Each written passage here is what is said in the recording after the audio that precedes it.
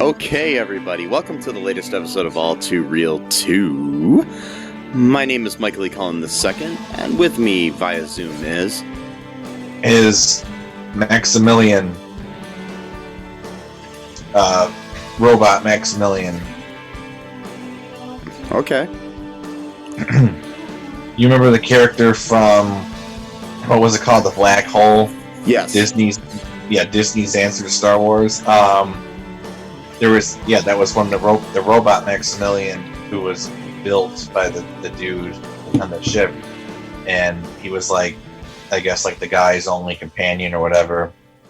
Then he killed one of the guys, and then the guy who built the ship was like, he was so angry because he turned to Maximilian and he just said, "Maximilian, you shouldn't have done that."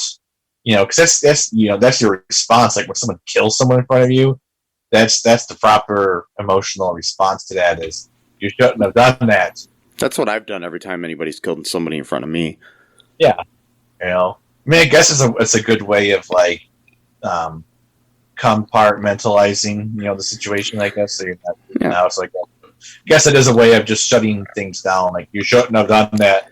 And then when you get home, you can start crying, having panic attacks. I guess. Yeah. But or have it come out in really weird ways. Just out of the blue, like for no reason. Anyways, yeah, my name's Maximilian now. So okay. So Maximilian, I had an issue this week.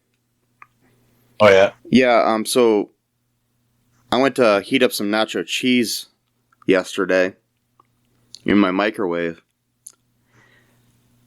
And my microwave started smoking, which is a bad habit for a microwave to start doing, Yeah. Yeah. Good thing. I tried to fix it with a nicotine patch, but it didn't work.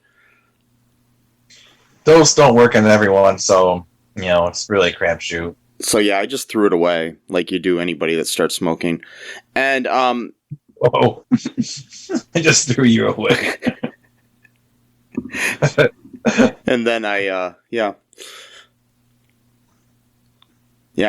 decided to, just buy a new one. So anyways, but really, seriously though, freaked me out. My microwave started sparking and smoking. Was it vaping, man? Do you have vapors coming in? Because vaping's cooler than smoking, man. It's bad. No, I love like the wars between smoking and vaping now, because like both people are putting out commercials saying that the other is worse than the other, but they're both being funded by opposite propaganda networks. So you're not even really getting the truth either way. You're just getting different industries talking bad about the other industry. Like vaping's even worse than smoking. And it's like, okay, who paid for that ad? Oh, I got you, tobacco company. Okay, well that makes sense. And then, yeah, of course. The vaping's got a commercial saying like, "Oh, smoking's bad for you." Oh, it's paid for by a vape company or a vape industry. Oh man, and it's like, where can I get some actual truth here? I mean, I'm pretty sure both are bad for you, but anyway, sorry. So like, my microwave broke on Wednesday or Thursday. Really? So mine was only not even 2 years. Yeah, it was like got it back in like March 2020, so not even 2 years yet.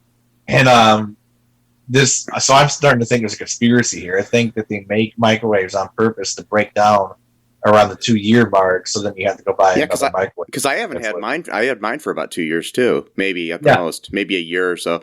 But I did get the 2-year protection plan on the new one I bought, just in case it does this again.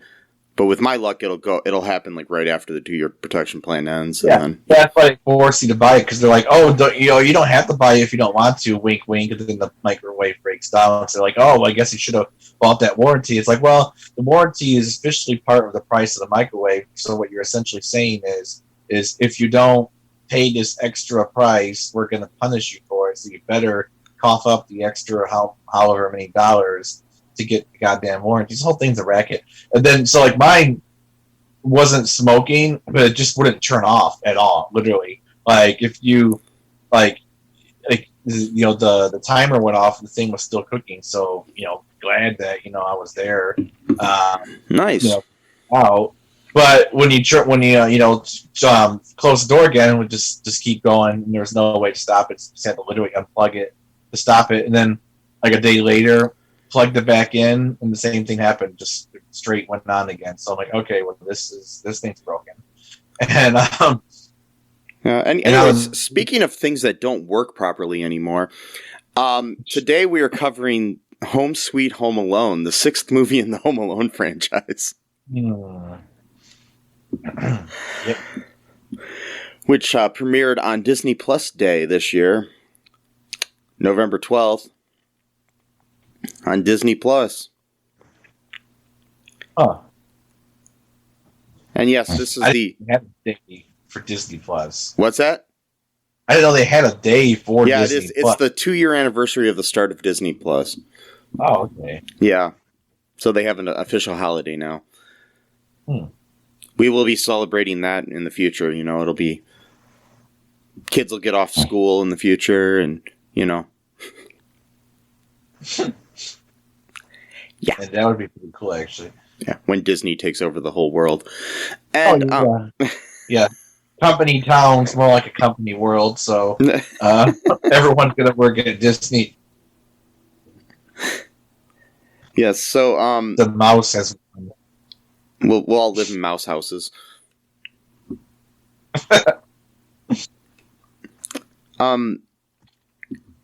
So this movie, which is kind of a soft reboot of the Home Alone franchise, it's produced by 20th Century Studios, which is the studio that Disney now owns. It used to be 20th Century Fox, who produced the other wonderful Home Alone films, which we've covered one of. Yeah, we have. It was 4, right? Yeah. Yeah. So, this one has a great cast, actually, who are unfortunately in this movie. We have Archie Yates from Jojo Rabbit as Max Mercer, who is the new Kevin McAllister, I guess you could say. Yeah. Got Rob Delaney as Jeff McKenzie. Ellie Kemper as Pam McKenzie. They're the new robbers in this movie. Aisling B as Carol Mercer, Max's mom. We got Kenan Thompson in here as a real estate agent, Gavin Washington. Tim Simmons as Jeff's brother Hunter. Allie Mackey as May, Hunter's wife. Pete Holmes as Uncle Blake Mercer. Chris Parnell as Uncle Stu Mercer. Andy Daly as Mike Mercer, the father. You've got Mikey Day in there as a priest. You got Jim Rash in there as a bell choir leader. So you got a good cast here. Yeah. You also have Devin Rattray, who plays Buzz McAllister in Home Alone 1 and 2, reprising his role here now where he's a cop. So, this is actually part of the Home Alone cinematic universe, if you will. Because part 3 and 4 and 5 are not connected to 4 is. Oh, 4 is? Well, 4 is the same character, different actors. Really?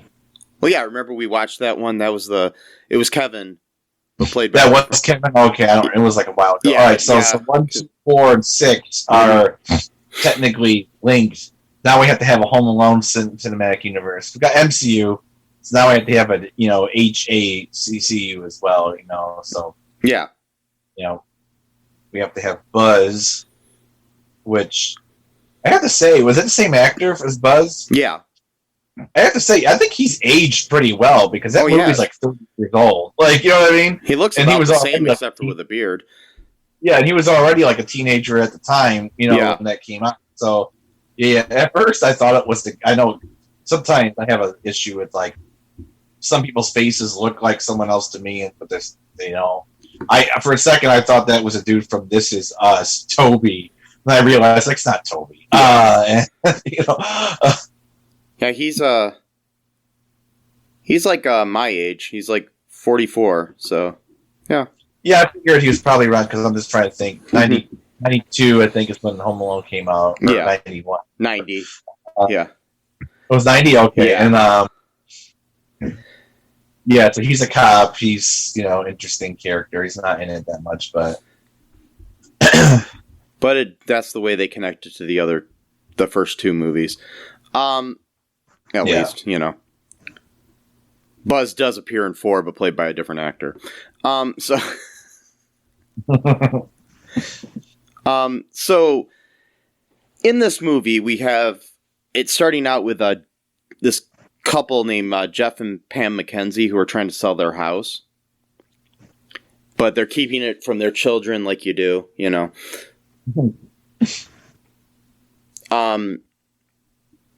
Jeff has lost his job, and Pam is a teacher and not making enough because most teachers don't make enough. Yeah. And so they're going to sell their home. They have like an open house thing going on.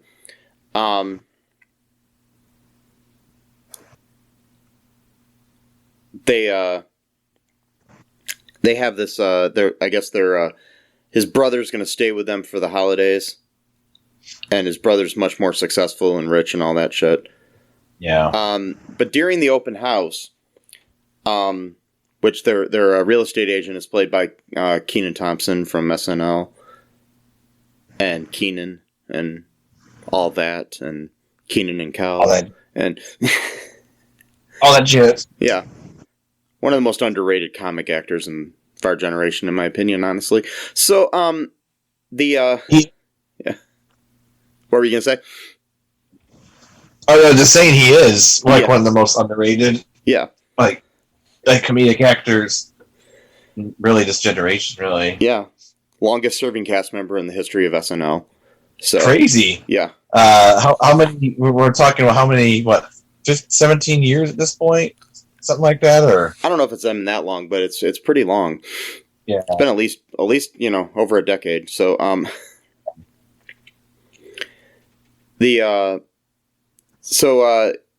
during the open house, we meet on the way. We cut to meeting Max Mercer and his mom Carol. Yeah. Max has to pee, so they see that there's an open house, so they go over to the McKenzie's house to basically so Max can use the restroom, and they pretend that they're it's like the mom's teaching the kid to lie early. Yeah, we see a lot of deception already in place in this family home. So yes. So yes. Oh god, this movie was okay. Anyway, so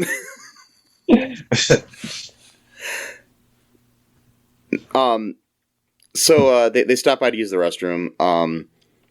Max has a brief exchange with Jeff, who shows him like a box of old dolls, including a malformed one with an upside down face. Ugh. Yeah. Carol comes to find Max. During that scene too, Max wanted to have some kind of sugary soda, energy drink sort of thing or something.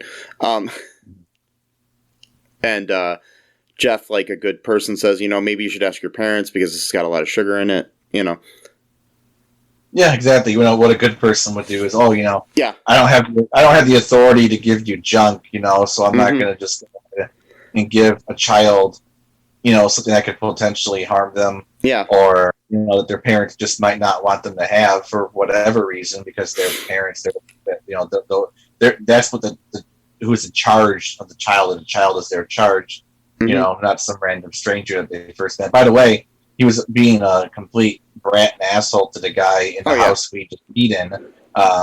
So he was good at that.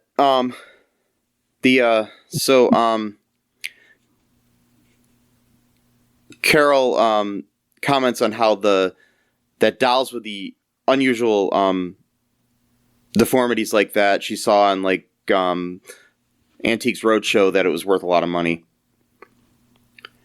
And that they're worth like, $200,000 or something.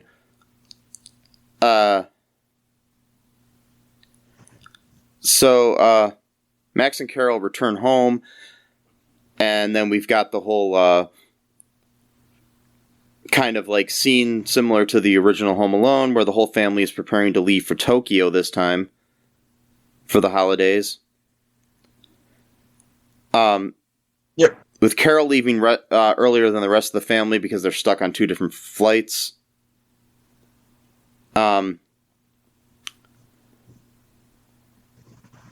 So Max is just pissed off at all, everything. So he decides to hide in the garage and in a parked car, watching some Looney Tunes, which I thought was interesting that he's watching Looney Tunes in a Disney movie. Yeah. Yeah. I'm not sure if there's a comment there or not. I don't know. It's just interesting that, we're watching some Warner Brothers property in a Disney film. But, yeah, you think they would have, put on some Mickey Mouse shit or something, But... Yeah. It's Max. I mean, he's a character. But it's probably a commentary on the fact that the Home Alone movies are pretty slapsticky, like the Roadrunner and Coyote, things are. Oh, yeah, definitely. Yeah. So he falls asleep in the car, and then the next morning... He's basically forgotten by his dumb uncle, played by Pete Holmes. And we have that same morning, Jeff goes to retrieve the doll because he knew how much it was worth, and he believes that Max stole it because of the situation. So he remembers their name because they said their names out loud. And, yeah, like you do. Exactly. So Jeff goes to retrieve the doll, finds out it's missing in there. He believes that Max stole it, and he ends up locating the Mercer household the next day, only to find that the whole family is hastily leaving. During the commotion, he overhears the security code, which is 1112.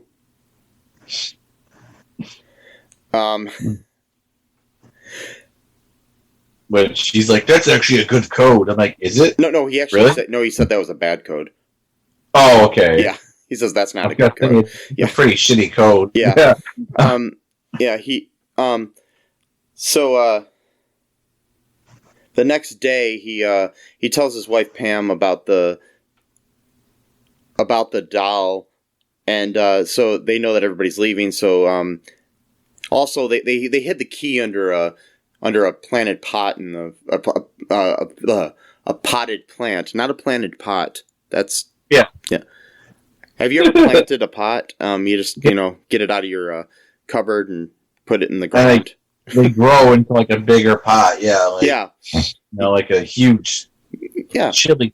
Like you put like a whole town's worth of chili, and you just have a big. If you water them right, then you get like a whole like Corningware set. It's really cool. That's what we got to start doing. We got to start making engineering plants that can grow like objects, and that's how we like sustain ourselves.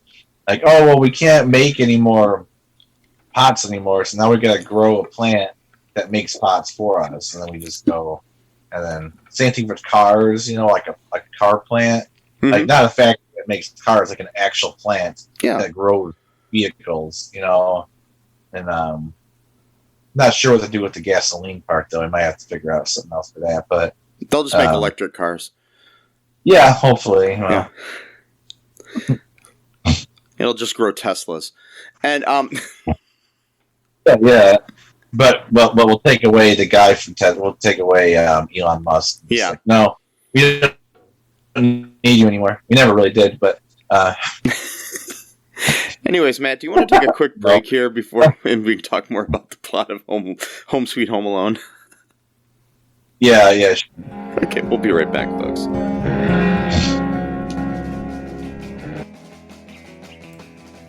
What is Gen X? What is the silent generation? What do generations have in common? Hi, I'm Trish the Dish from the Gen X Voice podcast, and I invite you to listen to conversations I have with folks from different generations, backgrounds, beliefs, and experiences in an attempt to see what connects rather than divides us.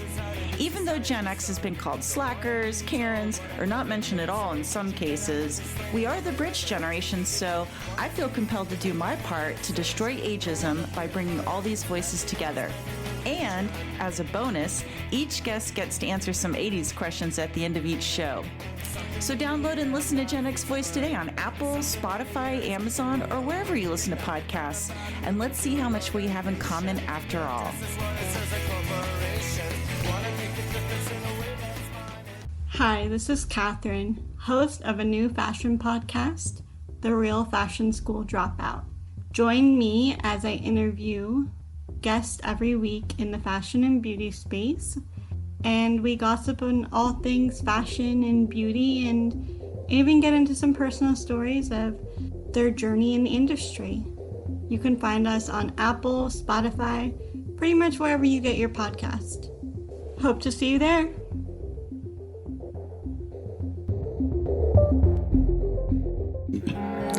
Okay, and we are back. Yeah. Yes. I'm sitting here. I'm home alone. Yeah, watching Home Alone. Yes. Like you do. Like you do, yeah. So, we have this situation now. Jeff McKenzie's telling his wife about what's going on, and they decide that they're going to go steal the doll at night. You know. Yeah. Like responsible adults would do. Mm-hmm. You know. It's interesting because I like the fact that he just automatically assumed that this kid stole the doll. Like they're like, just because he couldn't find it. Like you've misplaced anything in your life before, and like nobody's ever been at your house, and you're just like automatically, that guy stole it, and it's like, well, that's a pretty big leap of judgment. Like, you know, like it could have been anything. Plus, too, we know, because I caught on really early on. I don't care if we spoil it, but I saw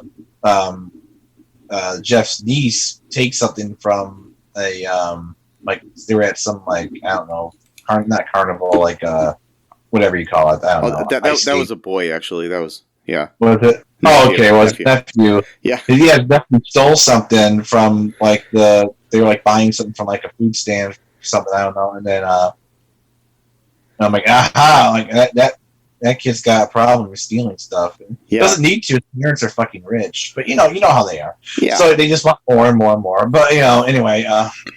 Mm-hmm. Yep. So, anyways, Jeff and Pam arrive at the Mercer house, and they get inside. Max overhears them talking about getting an ugly little boy, and assume that they are talking about selling him to an old lady instead of the ugly doll. For $200,000. Yes.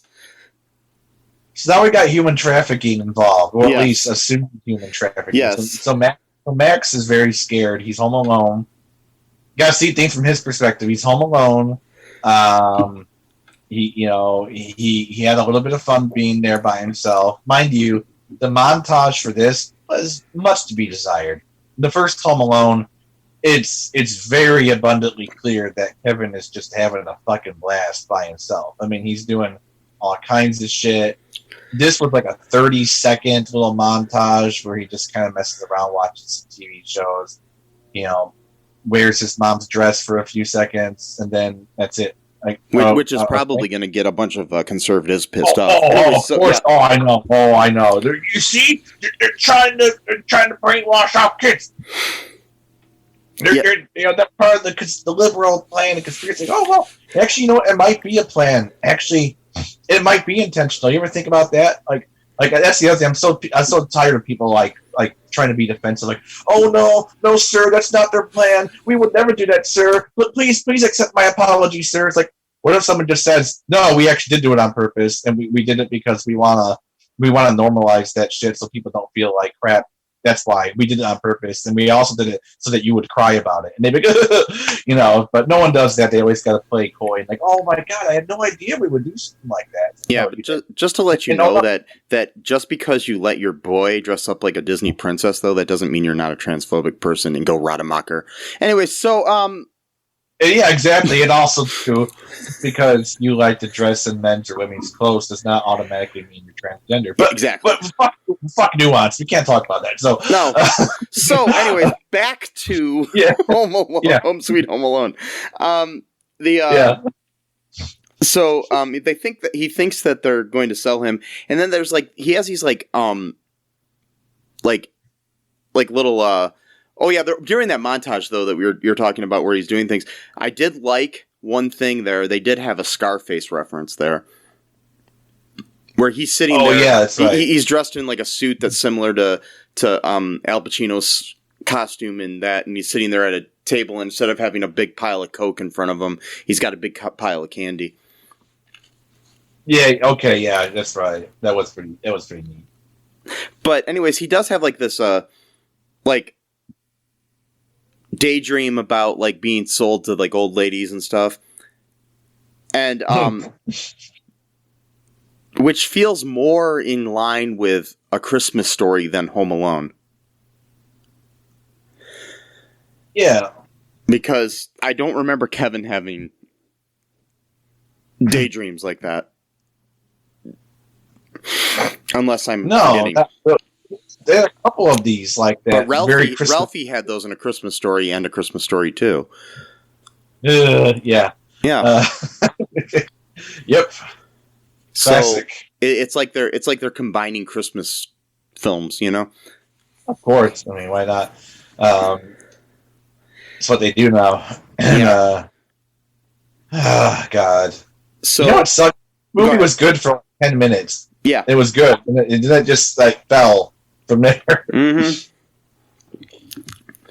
So we've got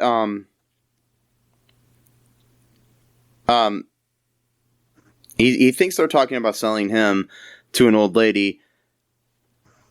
He attempts to scare them away by calling the cops.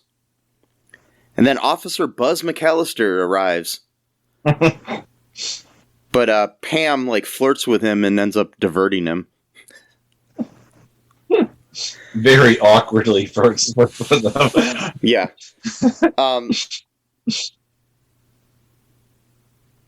Yeah, and then Max starts to realize that if he finds out that he's home alone, that his parents might get arrested for leaving him.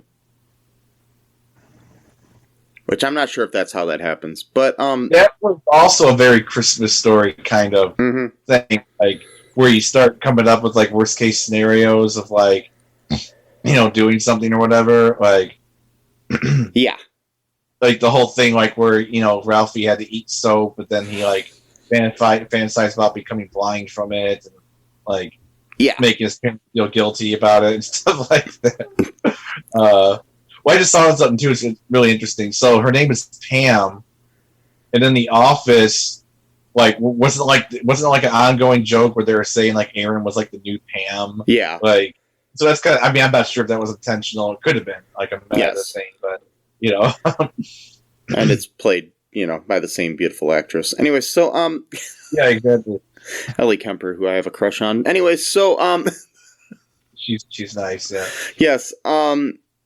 I've never met her. But what's that?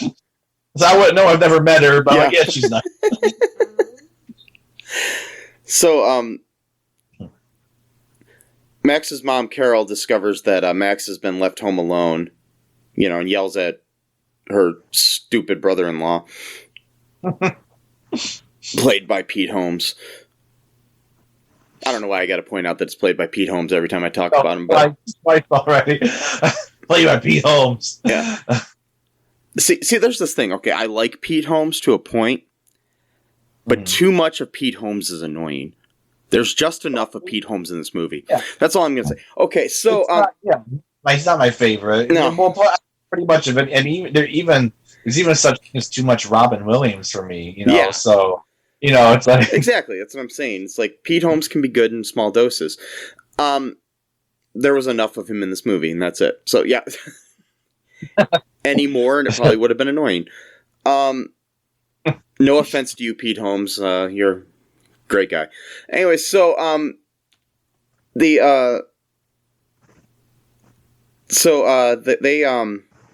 she decides to buy a ticket and head back to, get her son. So the next day, the McKenzies are heading to church. And at the church, they run into their realtor, Gavin Washington. Oh, yeah, by the way, earlier, the kids come home that they were keeping, that they, the parents were lying to, like parents do. And they convinced the kids that, tried to convince the kids that Gavin was a personal trainer to the dad. So, yeah. And then and then he had balloons, and the reason he had balloons is because, they're celebrating him taking the first step and getting rid of his flab. So the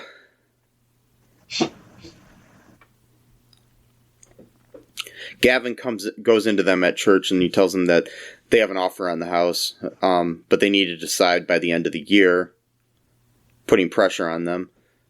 As it's near Christmas, so it's towards the end of the year.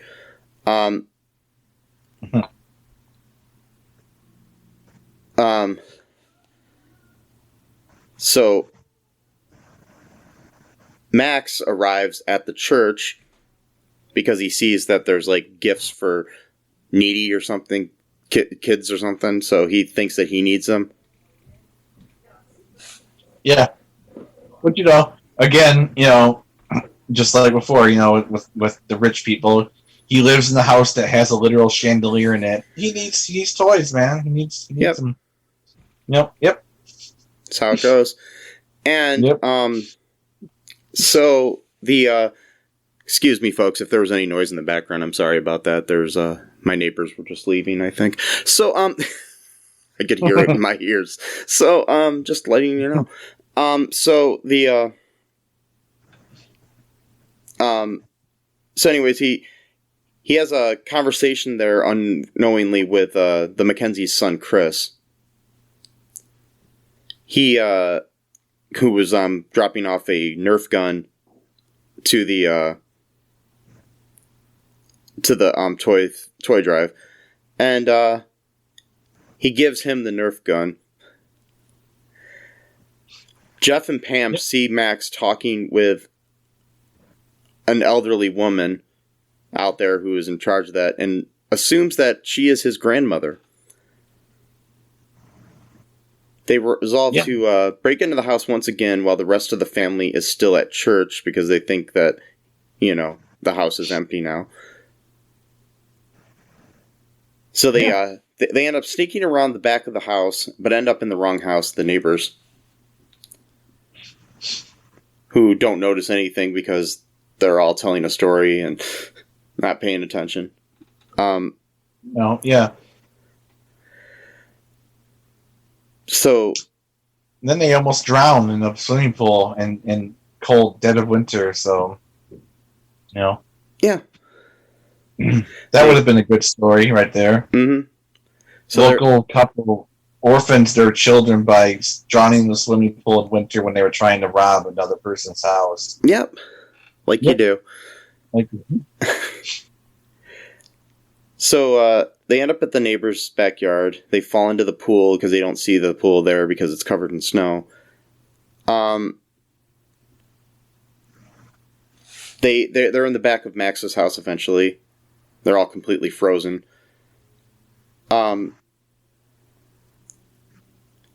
So So Max overhears them, and hears Jeff agreeing to arrive later that night dressed as Santa Claus in an effort to fool him.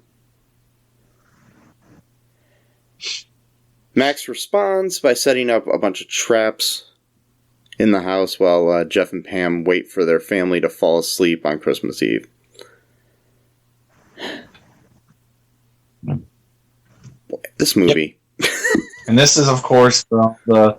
Yeah, no. This is, of course, where all the good shit happens. Well, so-called good shit happens. Where Max begins to manifest his multiple personality disorders on display, which he'd already hinted at throughout the beginning, because for one thing, he already exhibited traits of narcissism and being a sociopath when he was in the car with his mom, because he was complaining about something, boo-hoo, I'm a rich kid, blah, blah, blah, why do we have to, share a house with our relatives? Can't we just have a mansion to ourselves? Oh, poor me. Oh, I need to go to the bathroom, Mom. Oh, let's just wait till we get home, Max. Oh, I can't wait. I'm spoiled brat. I need everything my way and my desired time. Okay, we'll go lie to these nice people who are trying to sell a house because they can't afford it anymore because the husband lost the job and the mother can't make enough money to pay for it by herself. Sure, we'll just use their toilet for free while I pretend that I want to buy it, and then you can go and fiddle around with the guy's dolls and then make fun of him while you're at it, just for good measure. Like, haha, just twist that knife a little bit more. Yeah, I feel so powerful. I'm Maximilian. Fuck you. And then so, that's not enough. Now he's got the taste for violence. Now he really wants it. Like, aha, now it's like a legal kill. It's like Kyle Rittenhouse. Like, yeah, it's like, I wanted someone to attack me so I could shoot them. I'm like, well, that's Maximilian right there. He's like, yes, I'm so glad people broke into my house. Now I have the right to shoot, billiard balls, mind you. Those are pretty heavy. There's a lot of power behind those. Yeah. He has a little pool ball gun, shoots it right in the guy's forehead. Could have killed him. Murder right there. Took a man's life. It probably gave him a little rush too, like just seeing the light go out of their eyes. Like, yes. It's like most of the things that it's basically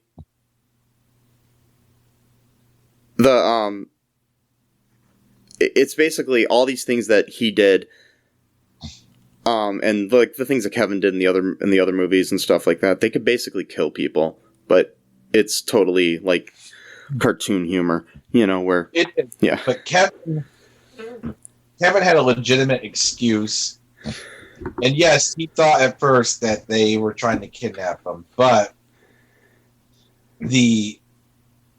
obviously they didn't look threatening, and obviously their tone of voice, was like, you could tell that they weren't like hardened criminals like the Wet Bandits were. Yeah. Like, we just want to talk, like there's a big misunderstanding. But again, that might be one of his personality disorders where he can't tell the difference between tones because he's got red in his eyes, just wants to kill. So like to him it's just all he sees is like an enemy that he needs to destroy to like give him that sense of like power, like I am a living god, type of thing. So like that could be it. To be fair to him, he might be like a serial killer in the making. So just to be fair, he might have like a severe mental disorder that puts him as a danger to society. Okay, so that's what this is setting up. It's a sequel. Oh yeah, I'm sure it is. Prison, sweet prison, and prison, yeah, exactly. And that's where he woos the prison guards with his charm, and then they start, letting their guard down to give him like a little bit more freedom. Then he ends up causing havoc and chaos because people like that, they just love the chaos. They love violence. They feed off of it. Gives them life. So he committed multiple harmful actions that could have caused permanent, lasting injuries, possibly resulting in death multiple times, such as through fire. Which, I could add pyromania to the list right there. He might have a thing with fire. Like, yes, like I'm burning this woman's feet off. He also has a thing with like heavy balls where he's like, okay, that's kind of weird. But like, like you shoot like, But anyways, I don't like Mac. I think he's a piece of shit. But, okay. So, Jeff and Pam trying to steal stuff there on Christmas Eve. They're steal the doll back. They're subjected to all these like elaborate traps of Max's, which are not as clever as Kevin's. They discover that Max did not steal the doll, but instead stole a can of soda.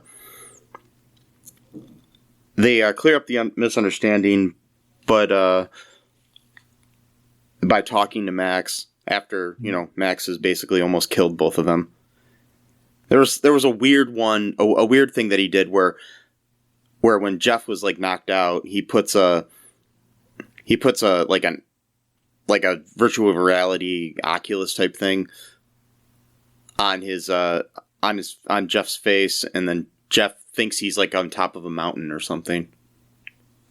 Why? Yeah. You think that Max has the ability to call a helicopter in? Yeah. Charter a helicopter and then take them to the Grand Canyon or something like that. What? And I've not used any of this virtual reality stuff, but I don't think it's that believable where it would be. I do not think it's that at all. I mean, I don't know, but yeah. So that's the other thing too. The kid's got a fucking Oculus. Those things aren't cheap. And he lives in the house with a chandelier, and it's just him and his parents. So 3 people in that big of a house. No need for that. No need at all for that. That's too much space just for one person to have. Quit being greedy. Share it. Okay. That's my point right there. But he's shooting thumbtacks at Pam. Yeah. So apparently his mom taught him it's okay to cause physical harm to women. So I guess that was also what she was teaching him. I guess it was kind of it kind of makes sense because she was letting him steamroll her on the way to the house to go to the bathroom. So I guess he was, in a way, she was teaching them, oh, well, I'm going to cave into your demands. So now that's given you the idea that you could treat all women like this because that's what happens, when your parents, show you manifest certain qualities, you tend to adopt those or you tend to behave certain ways to people of the various different genders, so that could have been, his way of like, well, I can shoot Pam in the face with darts or thumbtacks or whatever, this whole movie could have been avoided if only there was like a 7-Eleven on the way to where they were driving that they could have stopped at and used the restroom instead of this. Or, maybe she should have just like, just dropped them off and just picked them back, no, you can't do that anymore. But like, she could have just like, done, I don't know, whatever. Anyway, she's just, he's a brat. She needed to be a little bit more firm with him because he's shit. So he almost killed Pam, because that could have caused infections, mind you. You don't know where those thumbtacks could have been. They could have been dirty. They, so that could have caused various infections in her face. Which the scars from it went away really fast, though. Well, I don't know about that. I'm not sure why, but you got some magical potion that nobody knows about. I wouldn't be surprised. The house looked pretty big. They probably got all kinds of, fancy stuff there that, us normal folks, don't have access to. So, it's interesting, because in this, oh, by the way, so he steals the energy drink. Well, still theft, still stole something from there. Because we find out that he stole the can of soda instead of the doll. Yeah, but he still stole something. But not only that, the only reason why the guy didn't give it to him is because he didn't feel like he had. It wasn't like he was withholding it to be a jerk. He didn't know. Even go ask your mom. So what? It's his job to go downstairs, ask. Like that's Max. I mean, again, Max is a rich kid, so that's his life. Is we have butlers and people who do things on our behalf, and we don't actually have to do anything on our own. So of course, it's this guy's job in his own home, mind you, to walk downstairs from the task he was doing at hand, which was collecting his weird dolls or whatever, going down, just know what his mom is, doesn't know what she looks like, but I guess just go to any female person inside the house that he doesn't know. Are you Max Million's mom? Are you Max? He doesn't even know I don't think he even knows his name. So no. Are you the mom of the kid with glasses? By the way, he wants an energy drink. Is it okay if he has it? Oh, it is okay. Cool. I'm going to walk back upstairs now and give him the energy drink. No, fuck you, Max, you piece of shit. You can't have this. Sorry. So, so the movie then continues where they realize that Max is home alone, so they decide to take him to their house. And how cute. How nice. And take care of him until the mom comes home and they get a hold of the mom. And, so, the, Carol, arrives, gets the kid. They find out that before that, they actually found out that Ollie stole the doll. That's the little shit who's the nephew. Yep. So then they get the doll. They were able to keep the house. So Carol arrives to pick up Max, and having moved into their house only 2 months ago, finds friends in the McKenzies and thanks them for taking care of Max. And then we cut to 1 year later, and the Mercers and the McKenzies have Christmas dinner together. Aww. With Jeff having gotten a new job and willingly gives Max a can of that soda he craved a year prior. Aww. The end. Okay, so you want to take a break, Matt, and we'll come back and talk about we'll talk about some trivia and some reviews. Yeah, sure. Okay, we'll be right back. What is Gen X? What is the silent generation? What do generations have in common? Hi, I'm Trish the Dish from the Gen X Voice podcast, and I invite you to listen to conversations I have with folks from different generations, backgrounds, beliefs, and experiences in an attempt to see what connects rather than divides us. Even though Gen X has been called slackers, Karens, or not mentioned at all in some cases, we are the bridge generation, so I feel compelled to do my part to destroy ageism by bringing all these voices together. And, as a bonus, each guest gets to answer some 80s questions at the end of each show. So download and listen to Gen X Voice today on Apple, Spotify, Amazon, or wherever you listen to podcasts. And let's see how much we have in common after all. Hi, this is Catherine, host of a new fashion podcast, The Real Fashion School Dropout. Join me as I interview guests every week in the fashion and beauty space, and we gossip on all things fashion and beauty, and even get into some personal stories of their journey in the industry. You can find us on Apple, Spotify, pretty much wherever you get your podcast. Hope to see you there.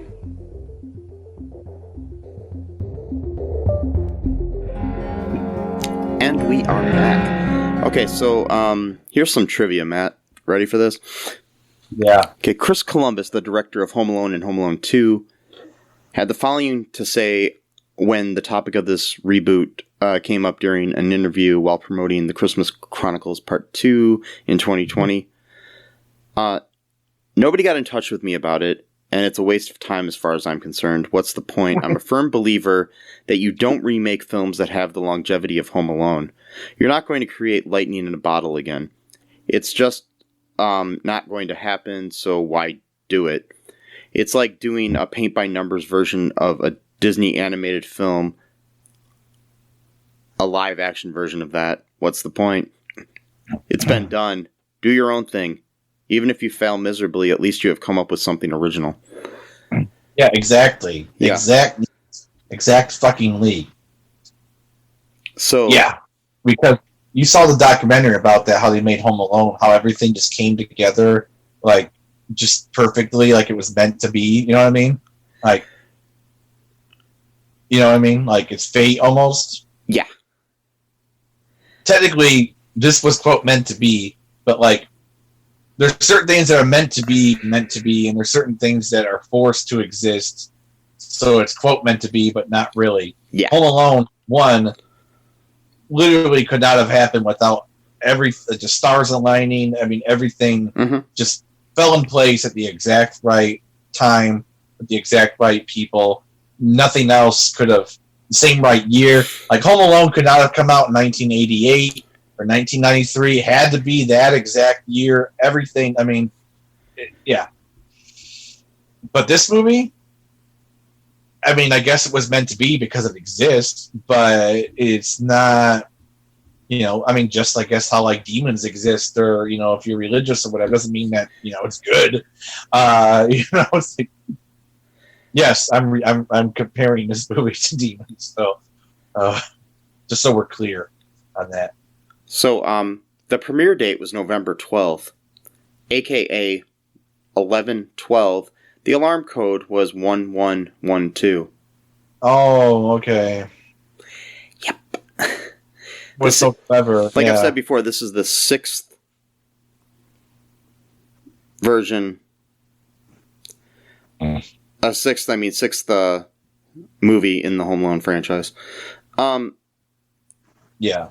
Okay, the movie that Hunter is watching is a modernized version of the fictional movie Angels with Filthy Souls, which Kevin watched in the original movie Home Alone. Yep. So. And this time they're watching like a dumb version of it. It's like in space or something.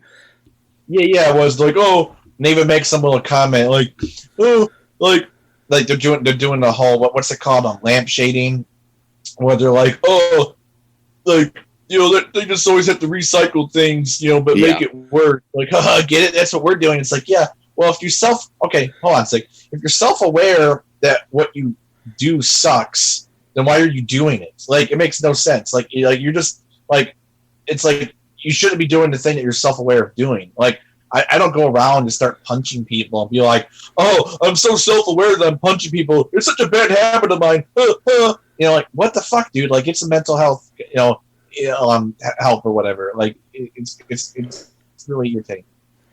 So, one of the Lego models that Pam is stepping on when breaking into the Max's house is the Eiffel Tower. In the original Home Alone, the McAllister family was traveling to Paris when leaving Kevin home alone.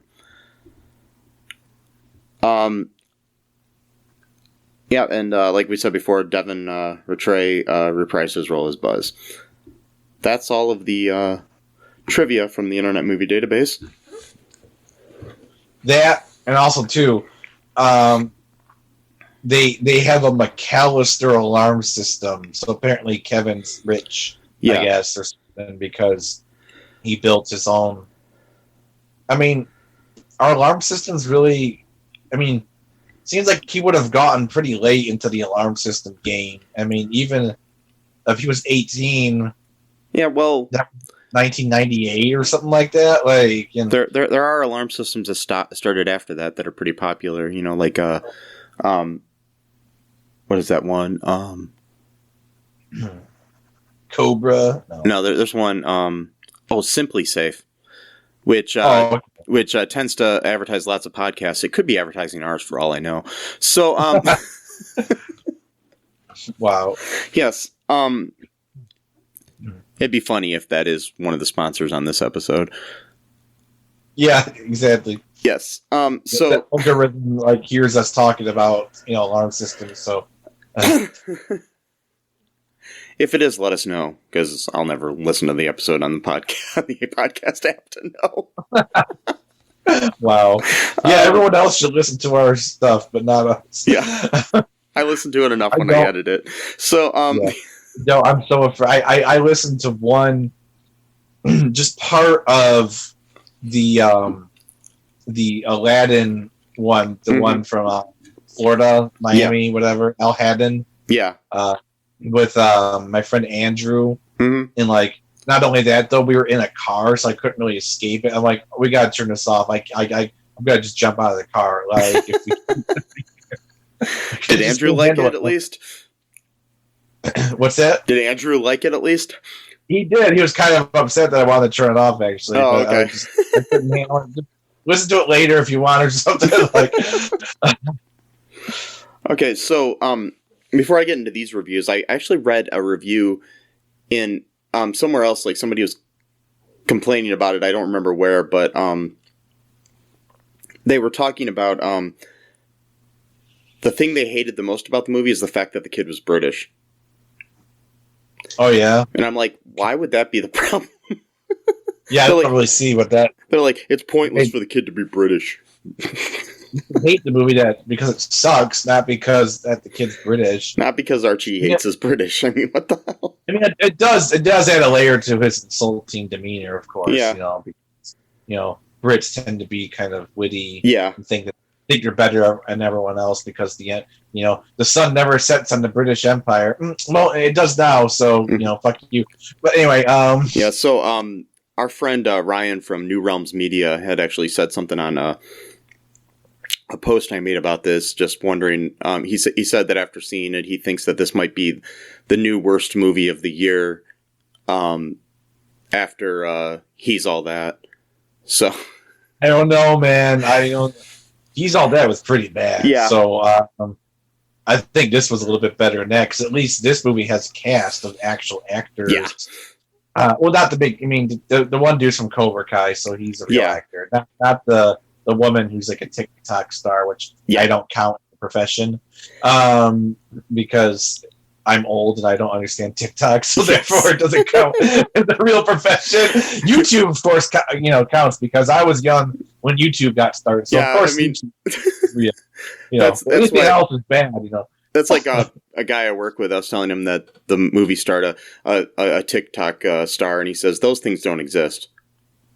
They do, and I was like, "Yeah, they do." I mean, I'm sorry, just because you're too old to understand it, and I might be too, doesn't mean that there aren't people that are rich off of TikTok. I mean, look at like Little Nas X and stuff. Like there's people that have become huge from this freaking shit. So. No, it's true. It's just like the idea of thinking that other countries don't exist. It's like just because you haven't been there doesn't mean there's like a whole other world there of like content that like you just have no idea what's out because you don't look at it. I mean, it's the whole xenophobic way of looking at life. I mean, it's just sort of.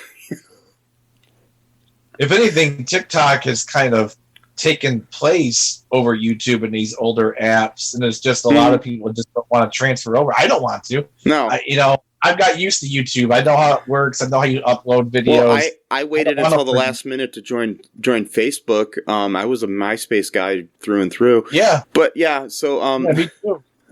I love MySpace. Yeah, the only reason why I joined Facebook is because every one of our friends was leaving MySpace to go there, and I'm like, well, fuck, I guess now I have to. Fuck you assholes, because which I'll eventually stray apart after a few years anyway, and we'll probably have like a friend reunion 15 years later when someone dies or whatever. God, that got really morbid. Whoa. Yes, that's how it goes. Talk about the good days, whatever. Then we'll have a coffee, shed a tear, and then we'll go off. You won't see each other again for another 10 years. Until somebody else dies. Anyway, so and then say we should do this more, not under these circumstances, and then don't do it. Yeah, those are the exact conversations I had when my grandmother and my aunt and my cousin passed away with my family. That was all within the same year. And, oh God! Yeah, and I have not seen really many of them since my cousin's funeral. So, I'm just saying. Yeah. So. I mean, that's my fault as much as anybody's. But so here's a 1-star review from the Internet Movie Database from November 12th, 2021. This is from Jake the Snake 42007. As bad as I thought it would be. Why? That's all I kept saying to myself. First off, maybe they could have done a good Home Alone film if it was done right. But no, it was done awful. First off, the kid was awful. The character is so unlikable. What a brat. The bandits are not really bandits. They're just stupid people. The supporting characters are also bad. They try so hard to be like the original characters. The plot is worse. There's no character development. The effects are so bad. So bad too. At night you can tell it's CGI. The traps are also so bad. Just awful film. Another 1-star here from Twanster97655, written on the 13th of November. This is a 1 out of 10. Avoid soulless cash cow. The film has no redeeming moments, by far the worst of the franchise. They could head in so many directions and even use original casting to bring the franchise back, but once again, they've dug up an old title and made this hollow, soulless movie. It looks and feels like a low-budget sitcom. Director, cast, and production just awful. Dreadful. File this one under should not have happened. But again, in today's industry, it's about quantity, not quality. Everyone involved got paid well, but they'll probably regret doing this one later on in their careers. I would hope so. What's her name? I always forget her name. The Kim, is her name Kim? Oh, from Kim Possible? I mean, not Kim Possible, from Kimmy Schmidt. Yeah, what's her name again? Ellie Kemper. not Kim Possible. I'm just... No, Ellie Kemper. Yeah. She was actually on the Late Show with Colbert talking about the movie, and I felt so bad. I'm like, oh my God, they're having her promote this? Like, oh man, oh man, I felt so bad for her. Because she's sitting there trying to, really play it up, too. Like, oh my God, how sad do you feel right now?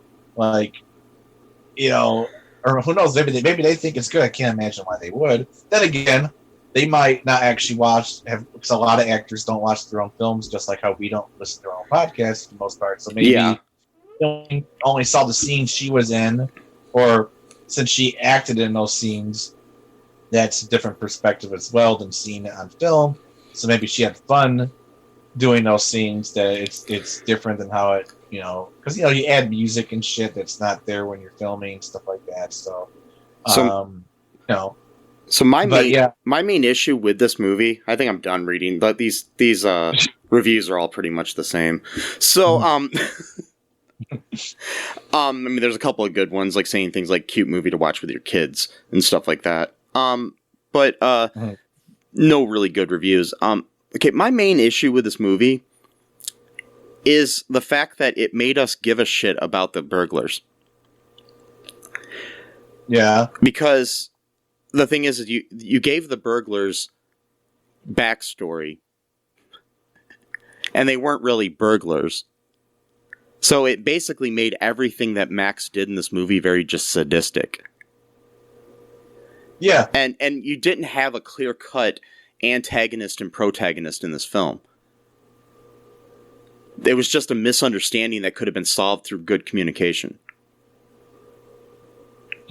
Yeah. Or granted, just waiting. I mean, I know they were on a rush by the end for their house being sold by the end of the year, but they didn't necessarily have to take that bid on the house, even though he said that's the best you're going to get. Right. But they didn't necessarily have to take the best they were going to get. They could have waited until after the, holidays were over and wait for the Mercers to come home and be like, hey, Mrs. Mercer, I think your kid stole our doll. Or took it. Yeah. Whatever. Yeah, exactly. So it really is their fault. I mean, you should not be breaking into a person's house, even if you are just trying to retrieve what you think is yours. It doesn't work that way. You can't be like, oh, this guy stole my Frisbee, or I think he did, so I'm just going to go, break into his house when he's not home and I won't take anything else, I'll just take the Frisbee. No, it doesn't work that way. It's still breaking and entering. It is. So really, they shouldn't have done that. That was really stupid on their part. I mean, I know they were stupid in their choices and everything, but they gave us sympathy for them, and you kind of actually felt bad for them, and I don't know if that necessarily works in a movie like this, because it's you don't know, let's bring it back to the, Roadrunner and Coyote. You don't need to know the backstory as to why the frickin' Roadrunner is chasing the Coyote. I mean the other way around. I'm sorry, that the Coyote's chasing the Roadrunner. You don't need to know the backstory of that. You just, watch it for the slapstick. And that's kind of like what the first one was. You know that these guys were trying to steal shit, but you just knew they were thieves. That's all, They were the wet bandits. They didn't, you didn't know that, the reason they're stealing money is because, Marv had cancer and he needed, I'm just saying. Yeah, exactly. Yeah, that would have made the story a lot worse. Yeah. Like that's the other thing. They were living out of the van too. They didn't even have a house or a home. Mm-hmm. They were living in a cold winter in a van. Yeah. Well, they had a bed back there that they had to share. They had nothing but SpaghettiOs to eat from. And their wives left them. And Marv cut himself on one of the cans and has an infection that he can't go to the hospital for. So now they're just trying to treat it with Neosporin. No, they were just stereotypical burglars. They weren't, they weren't sympathetic characters. And I know that you want to try to give, backstories to characters sometimes, but you don't need, it's like in Die Hard, Hans Gruber was just this bad guy running this group of people who was trying to steal, stuff from Nakatomi Plaza or whatever. You didn't need to know that, what happened to him before the night of Christmas Eve when this took place, This whole backstory. He grew up as a son of a cobbler. Yeah.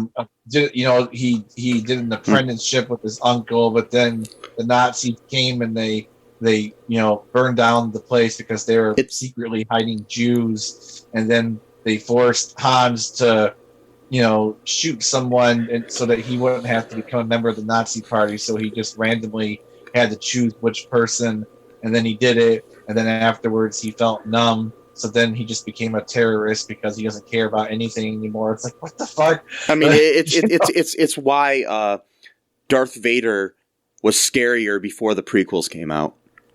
Mm-hmm. Because now you know why Anakin became Darth Vader. It doesn't really necessarily help his scariness. I'm not saying that they're necessarily bad movies or they don't add to the mythology and shit, but what I'm saying is that it was scarier in 1977 when the original came out to, or whenever you saw it before the prequels came out, to like just, this guy, and it's like even after you watch the second and third of the original trilogy and you find out that he's, Luke's dad and shit, you still didn't necessarily need to know what happened during the Clone Wars. You didn't necessarily need, I'm not saying that none of this, I think the Clone Wars show is good and all that other shit, but you know what I mean? It's like it's almost like when you explain things too much. Yeah. It's like the difference between John Carpenter's Halloween and Rob Zombie's Halloween. In Rob Zombie's Halloween, he gives you the backstory as to why Michael Myers is the way he is. It's kind of scary just to think of him as a boogeyman who's out killing babysitters, Yeah, exactly. He's like a spiritual, spiritual being who's kind of almost immortal. He can't be killed, or it's just very impossible to kill him for whatever reason. You don't need to know why he's doing it. Like it's scary. It's like, why can't he die? Is he being possessed by a demon? Is he a demon? Is he human? Yeah. So, overall, I think this movie could have been better if you didn't give me the backstory and explanation as to why the burglars are breaking into the house and make me actually care about them and give a shit, Yeah. I don't know. So, on a scale of 1 to 10, Matt, what do you rate this movie? A 2. Yeah.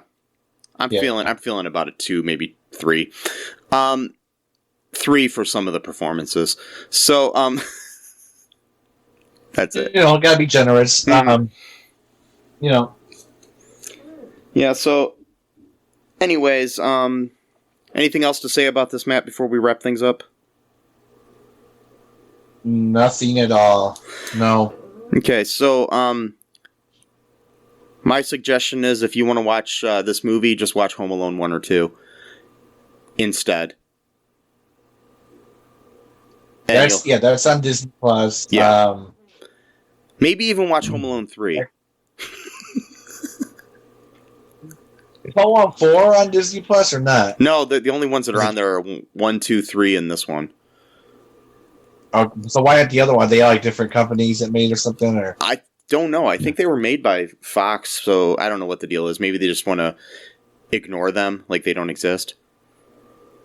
Yeah, well, Yeah. So, someday I do want to cover Home Alone 5, the Holiday Heist for our podcast. Maybe next Christmas we will. We'll see. So, yeah, what's that one about? I never saw that one. I've only seen part of it. It's like 2 kids left home alone in this one, and okay. I don't know. I know Malcolm McDowell's in it. So, yeah, there's that's interesting. That's really interesting right there, Malcolm McDowell, because he's a really good actor. And that seems very sad that he had to do this movie. But anyway, but hey, sometimes the great ones they still have to eat. So yeah. But there's this movie from France. I think I told you about it once. Maybe we can do it sometime. I'm not sure. I don't know because it's got subtitles. It's in French, so I don't know. Yeah. I might just tell you what it is or they might have a dubbed version. I don't know. But so apparently the dude who directed this movie or wrote it or whatever, I guess he was trying to say that Home Alone stole his idea of the thing, but I don't really know if it's true or not because this it's a French film, so obviously it's going to be like really weird, bleak, and dark because there's no French people. Yeah, because you're allowed to be xenophobic against other European people. It's fine, Yeah. I already said just to let you know that British people. That's totally fine. Xenophobia is not the fear of the warrior princess. No, it's not. It should be because you should fear the warrior princess very much. Or if you got like a thing for strong women, maybe you don't fear. Maybe you like it. I don't know. Just saying, but But anyway, this movie's so bleak and dark. So like, it's almost literally the same exact concept, but it's just such it's like a suspense film. Like this kid, his mom owns like a really big toy shop, like almost like a mall. Like it's a huge, like a huge store.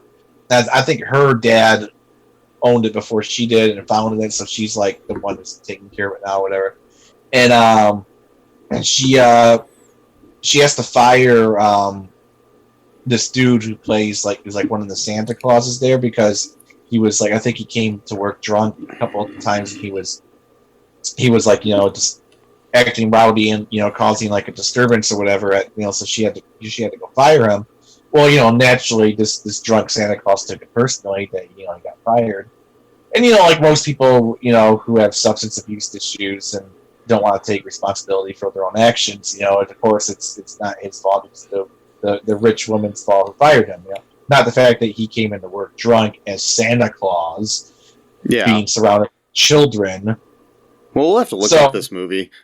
Yeah, but he finds out where she lives. I guess I don't know how, and it's it's a pretty mansion, a pretty big house, and he basically is there to, I don't know, kidnap her kid. I forgot, or just I don't know exactly what his reasoning for there was, but and he sets up all kinds of traps and stuff. But it's it's not at all a comedy. It is absolutely insane. At one point, he kills his dog and shit. Okay, well, we'll have to look up this movie sometime and maybe cover it for a future podcast. It's called Pierre Noel 112. No, it's not 112. It's it's got a number.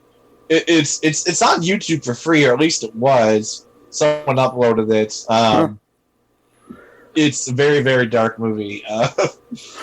Well, we'll look that up. You might want to too, folks. Who knows? And yeah. But anyways, until next time, folks. 'Tis the season to be jolly, so be jolly with each other. Wait, that sounded dirty. Yeah. Yeah. Did not mean that. So, just be merry, be bright, wear a mask, wear a condom, follow us on all2real2.com. You can check out everything on there for all of our information. Share the show with your friends. That's really important. Just, share this episode if you enjoyed it, or any of our other episodes. Just share them with your friends, That helps us out a lot. Give us a 5-star review. And until next time, folks. Bye-bye. Bye. Thanks for listening to All Too Real 2 podcast, a Cullen Park production. Produced and edited by Michael E. Cullen II. Music by Matthew Hawes. Subscribe and share the show. Visit us at cullenpark.com.